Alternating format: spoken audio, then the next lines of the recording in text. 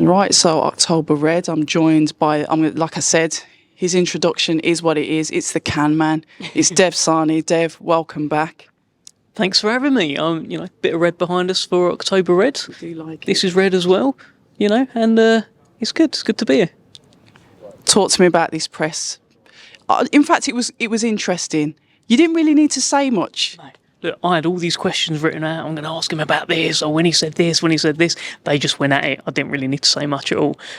But good, it was good. There was some good lines in there from both guys. It never went too crazy. There does seem to be a bit more respect now than what I thought there was going to be.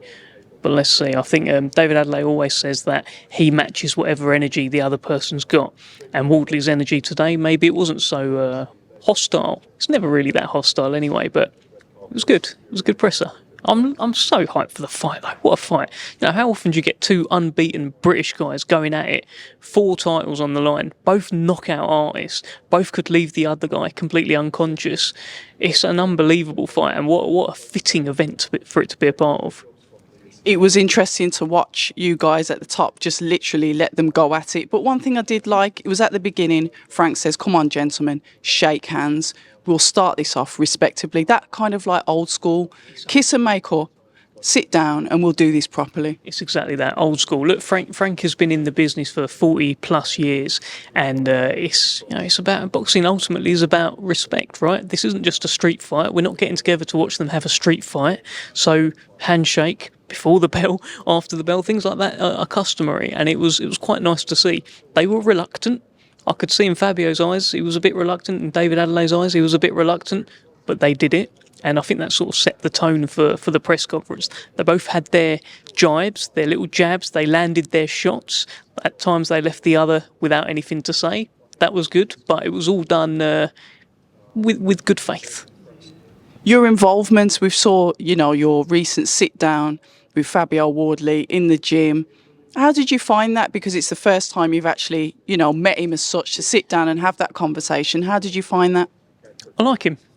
Sometimes you just I'll watch interviews of people and that fighters, not just Queensberry fighters. I'll watch everyone, and I'll get a gauge as to whether or not I'm going to get on with the person. And Fabio Wardley is quick-witted, he's sharp, and he's quite funny. And I could tell all of those things without having met him, so I knew we'd get on, and we do get on. And I enjoyed my interview with him. Sometimes you just know, you just click with someone. I click with both guys, which is lucky for this promotion. We talk about getting on with both guys. We saw up there, like you said, they were both sharp. They both had an answer for each other. The thing is, they're lovely guys, I'm sure.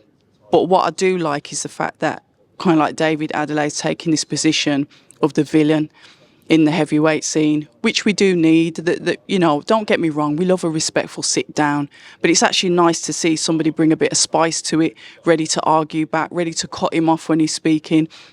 Because after that press conference, like I said, whether it was out of order for the pushing and the hooks and whatever, it sold the fight, and we need that sometimes in the division. Controversial, but we like it. Listen, sometimes one of the most powerful things to be as a boxer is to be hated, especially if you're unbeaten. I'm not saying David Adeleye is a hated boxer or anything like that, but he speaks with so much confidence, and Wardley has been attacking that confidence, saying, how can you be so confident? Where has this come from? But he speaks it with all of his chest, every inch of his chest, he speaks it. Sometimes that can rub people up the wrong way. Sometimes the way Adeleye carries himself rub people up the wrong way. So if there are people that dislike him, they want to watch him lose. Go and look at the career of Floyd Mayweather. How many people tuned in just to, I hope he gets done this time. So people will be tuning in saying, Adeleye, he's been talking. I want to see him get knocked out. If he does the knocking out, then he just becomes more and more marketable. People love the bad guy. Yeah, you need a bad guy. We do. The fight itself, there's a lot on the line for both of them. I know they're kind of like cool, calm and collected, but at the end of the day, there's a lot at stake for both of them. Fabio's jumped on to another promoter, him being the A side. You guys got that purse bid or did the deal to make sure that Fabio came over to TNT. We've got David Adeleye. He's the golden boy. He's one of the heavyweights that Frank's really pushed hard to grow on the platform. So much on the line for both of these fighters, albeit they're calm up there. But what do you think they're really thinking? Because this is getting closer. Like David Adeleye said, we're 10 days away. Yeah, and they've got to do another press conference next week where they'll do it all. They're doing a face-off with Cole Frampton now. They'll be sick of the sight of each other. Fabio Wardley amusingly said to me, "I've seen more of David Adeleye than I have my father." So he's quite an amusing thing to say. But look, what do they really think about this? I think they both appreciate that this is the toughest fight of their life, certainly the biggest stage. Actually, I don't think Wardley does think it's the toughest. I think he knows it's the biggest because of all the eyeballs that are going to be on it. But he looks at fights like Nathan Gorman and even Eric Molina as tougher fights. He places them above Adeleye. But the occasion is huge, and the opportunity to really make a name for yourself. Adeleye said it up there, neither of us are big names. I tell you, the winner will be a huge name after this. To knock out the other guy on a Tyson Fury undercard, watched all around the world as chief support, that's how you go and grab the opportunity. Both guys know that. Both guys will be trying to do that. A perfect fight for, like you said, the chief support. There's only one person that can win. There's only one winner, and that's a good thing about boxing. There's no second place. There's only one winner.